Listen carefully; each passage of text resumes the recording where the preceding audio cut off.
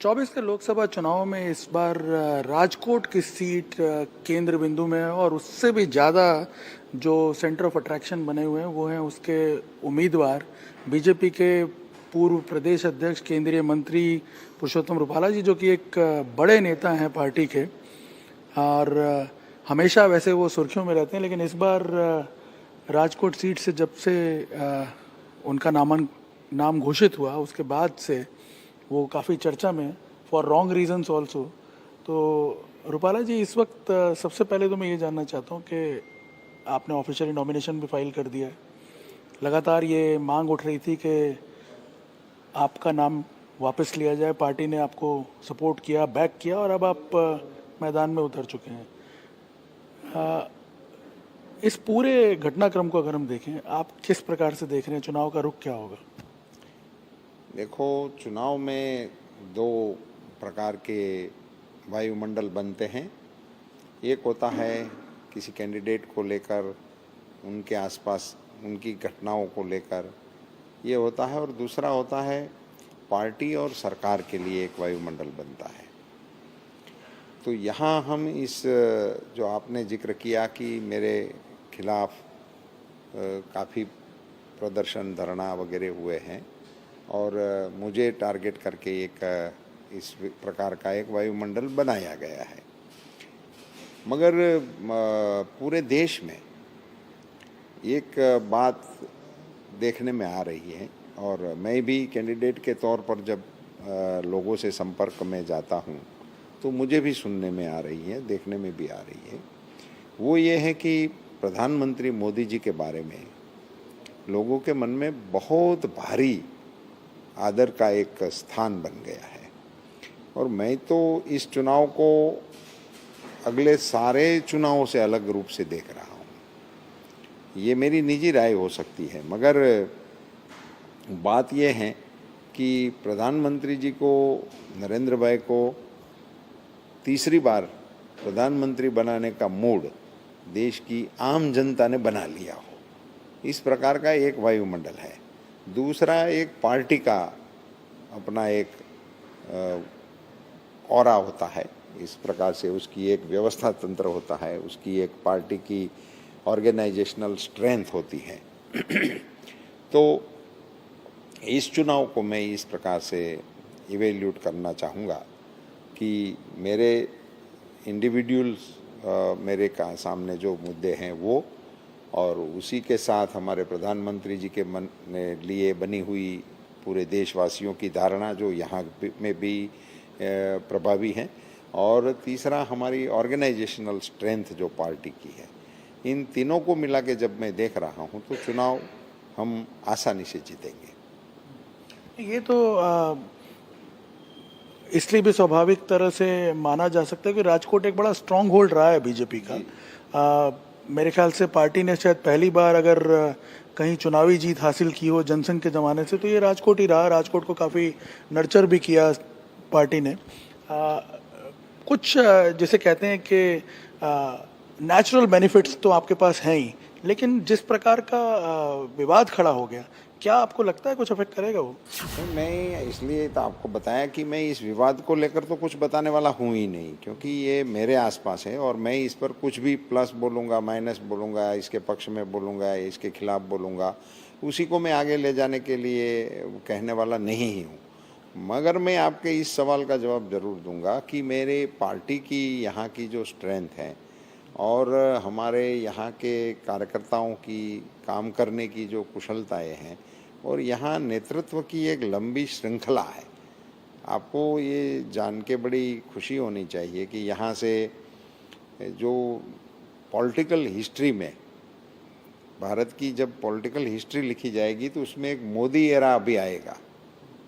सो वो मोदी एरा का प्रारंभ राजकोट से हुआ है और उन्होंने पहला चुनाव यहीं राजकोट से वो लड़के और उसी में विजय प्राप्त करके अपनी राजकीय कारकिर्दी को शुरुआत किया है। और वो अभी विश्व नेता के रूप में जिस प्रकार से देश को दिग्दर्शन कर रहे हैं, उसी की भूमि ये है।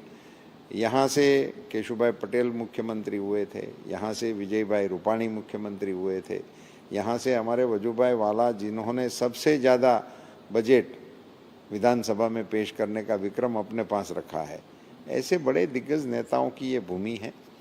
और हमारे चिमन भाई शुक्ल, जिसको हम काका के प्यारे नाम से पुकारते रहते थे, चिमन काका, जिन्होंने यहाँ जब ये कानून नहीं था पक्ष पलटुओं के खिलाफ, तब मॉरल ग्राउंड पर इस पर अन्वेषण करके, ज़बरदस्ती करके मॉरली उन लोगों को, पक्ष पलटुओं को इस्तीफा देने के लिए मजबूर किए थे। और फिर से ये चुनाव हुआ था और उसी में भारतीय जनता पार्टी के कैंडिडेट को पुनः विजय मिली थी। इस प्रकार से एक पार्टी की ऐतिहासिक धरोहर वाली ये सीट से, इसीलिए हमें उसमें जीतने के लिए कोई, मुझे नहीं लग रहा है कि कोई संदेह भी हो किसी के मन में। आपने कहा विवाद पे नहीं बोलेंगे, मैं मान लेता हूँ, लेकिन हम एक चीज़ जानना चाहते हैं कि जिस तरह से लगातार ये डिमांड हो रही थी कि पुरुषोत्तम भाई का नॉमिनेशन रद्द ही कर देना चाहिए, लेकिन पार्टी ने आपको मौका दिया, आप अब चुनाव लड़ भी रहे हैं, तो क्या मानते हैं, क्या मैसेज जाएगा इससे?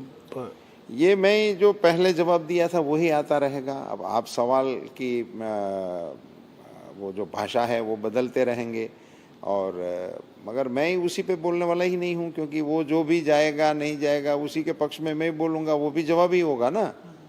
तो वो तो आप अभी आप मान के चलिए कि इस पर मुझे कुछ कहना नहीं है। मतलब आप जो पहले कह चुके हो वही।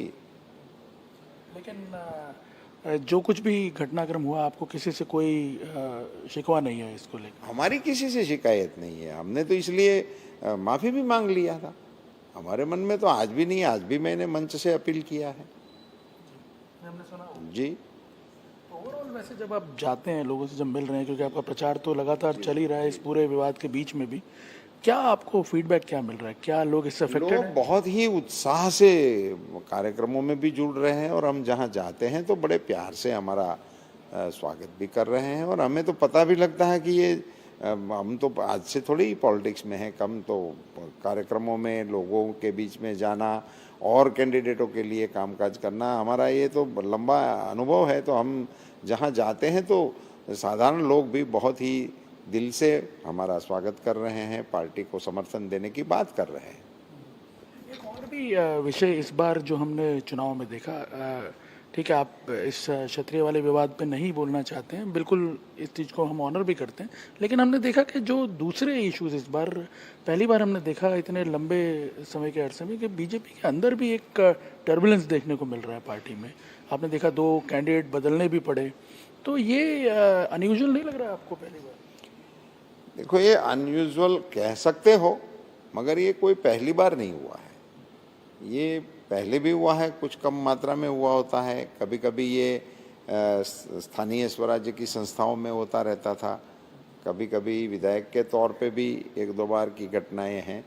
मगर इस बार हमारे कैंडिडेटों की कुछ मजबूरियों की वजह से ये घटनाक्रम सामने आया है, और पार्टी इसको अच्छी तरह से हैंडल कर रहा है। नहीं, वो भी ऐसे वक्त में जब इस बार तो टारगेट रखा गया कि हर सीट जो है वो 5 लाख वोटों से जीतनी है, तो ऐसा लग रहा था जैसे एकदम स्मूथ सेलिंग है, कोई किसी प्रकार का कोई विवाद नहीं है, कोई टर्बुलेंस नहीं है, और फिर ऐसे में इस तरह के स्वर उठना। मगर मेरी पक्की उम्मीद है कि जिस प्रकार से मैंने पहले भी बताया था आपको कि हमारी एक ऑर्गेनाइजेशनल स्ट्रेंथ भी है, संगठन की हमारी क्षमता भी है, संगठन की हमारी एक रचना है, और इस संगठन की इस क्षमता ही होती है जो ऐसे टर्बुलेंस को एब्जॉर्ब करने की क्षमता रखती है। यदि कुछ ऐसे विषय सामने आते हैं तो ये पार्टी इतनी सक्षम हो गई है कि अब इसको बेयर करने की और इसमें से रास्ता निकालने का प्रयास सफलतापूर्वक करने की अब पार्टी के पास क्षमता है। पॉलिटिकल सर्किट्स में ये चर्चा है कि ये एक शुरुआत है, एक नया प्रेसिडेंस है, हो सकता है आगे जाके और दुविधाएं बढ़ जाएं और विडंबनाएं पैदा हों। वो तो अनुमान तो सभी प्रकार के होते ही रहते हैं, और चुनाव में तो और ज़्यादा गति से अनुमान लगाने वाले भी मिल जाते हैं। कुछ तो अनुमान न होते हुए अपने मन की जो बात होती है उसी को अनुमान बनाकर भी अपना काम चुनाव में करते हैं। वो सारी चीज़ें चुनाव के समय में होती है। मगर मैं आपको ज़रूर बताना चाहूँगा कि भारतीय जनता पार्टी की अब की जो हमारी टीम है और हमारे पास जो पार्टी में कार्यकर्ताओं की फौज है, वो सब मिलकर इनमें से आसानी से बाहर निकलेंगे। अब एक बात कर लेते हैं, आपके सामने जो कैंडिडेट आए हैं, आपके पुराने प्रतिद्वंदी हैं, एक बार आपको विधानसभा का चुनाव हरा भी चुके हैं। एक ऐसा अनुमान बन रहा था कि भाई जिस प्रकार से ये विवाद भी हुए तो पाटीदार मतों का कंसोलिडेशन हो जाएगा और कांग्रेस ने अब उतार दिया परेश धनानी को मैदान में। क्या लगता है, क्या बड़ा चैलेंज एक बनेगा आपके सामने? देखो, अभी चैलेंज वगैरह तो मैं कहूँ तो कोई बात नहीं है। वो तो उनकी पार्टी को सोचना है कि कैसे वो मेरे लिए चैलेंज बना सकते हैं, बनाएंगे नहीं बनाएंगे, वो जवाब देंगे। मगर मैं इतना ज़रूर बता सकता हूँ कि जब मेरा नामांकन जाहिर हुआ था और कांग्रेस के कैंडिडेट का नामांकन हुआ ही नहीं था, कौन आएंगे वो तय नहीं था, उसी समय यहाँ के प्रदेश अध्यक्ष जी ने ये बताया था कि मैं क्यों अमरेली छोड़कर राजकोट आया हूँ। तो अब उनको इनके बारे में जवाब देना चाहिए कि क्या उनको भी यहाँ से कोई कैंडिडेट नहीं मिले। नहीं, बट हो सकता है कांग्रेस इस बदली हुई परिस्थिति का, जो नए समीकरण बन रहे हैं, उसका फ़ायदा उठाना चाहती है। बिकॉज एक वर्ग पूरा का पूरा क्योंकि अपनी नाराज़गी ओपनली व्यक्त कर रहा है, और ऐसे में यदि उनको ये लगता है कि पाटीदार मतों में भी डिवीजन करवा लें तो आपके सामने एक बड़ा थ्रेट पोज कर सकते हैं। देखो, वो कुछ न कुछ तो जो हमारे विरोध में कोई मैटर हो उसी को बटोर कर करने की ही भावना में है ना। तो उनको ये भी ख्याल रखना चाहिए कि हमारे समर्थन में क्या है। अगर वो उसी बटोरने की ही रणनीति करके आएंगे तो उसको कुछ मिलने वाला है, ऐसा मैं नहीं मानता हूँ। सो फाइनली ये बताइए कि जो आपका प्रचार है, हम देख रहे हैं काफ़ी टफ दिन रहे ये पिछले जो 3 हफ्ते हैं। ये तो हम नहीं कह सकते कि बहुत स्मूथ सेलिंग थी, बट अब आपको क्या लग रहा है, जिस प्रकार का घटनाक्रम बना है, क्या लगता है 7 मई को क्या सीन रहेगा और 4 जून को आपके लिए पर्टिकुलर रिजल्ट क्या है? नहीं, वो बिल्कुल पार्टी का अभी तक का मेरा जो प्रचार का कार्य रहा है वो सारा मीडिया के सामने भी है। बहुत ही अच्छी तरह से पूरी लोकसभा क्षेत्र में मेरे कार्यक्रम हुए। कल के ही कार्यक्रम के फुटेज आपके पास हो तो आप मोरबी का पूरा दृश्य देखते तो आपको बनता था कि मैंने कभी ऐसी रैली मोरबी में पहले कभी नहीं देखी थी। इतने लोग रोड पे आ गए थे और बहुत ही लगभग 3 किलोमीटर से ज़्यादा, 3-4 किलोमीटर से ज़्यादा लोगों की पैर रखने की जगह नहीं थी, ऐसी बड़ी रैली हुई थी। और आज के कार्यक्रम को भी आपने देखा है। वो तो अलग बात है कि लोगों का पार्टी के लिए और प्रधानमंत्री जी के लिए जो मन में उनके भाव पड़ा है वो व्यक्त कर रहे हैं, ऐसा मैं मानता हूँ, न कि मेरे लिए कर रहे हैं ऐसा। मगर इन सारी चीज़ों को पार्टी के कार्यकर्ताओं ने योजनाबद्ध तरीके से अपने कार्यक्रमों को बूथ तक पहुंचाने का बड़ा अच्छा कार्यक्रम की रचना भी करके रखी है और ऐसे ही अच्छी तरह से हम मतदान तक ले जाएंगे और बड़ा ही अच्छा परिणाम हमें उम्मीद है कि आने वाला है। क्या लगता है परिणाम आने के बाद जो क्षत्रिय समाज भी है उनका जो भी ये कंफ्यूजन है जो आप कह रहे थे, ये सॉल्व? वही विषय को किसी भी प्रकार से लाएंगे तो उसी का जवाब पहले वाला ही आपको लिख लेना। वैसे तो हम जानते हैं आप काफ़ी चतुराई से जवाब देते हैं। बहुत बहुत शुक्रिया इंडिया टीवी से बात करने के लिए। धन्यवाद। नमस्कार सभी को, मेरा राम राम। धन्यवाद।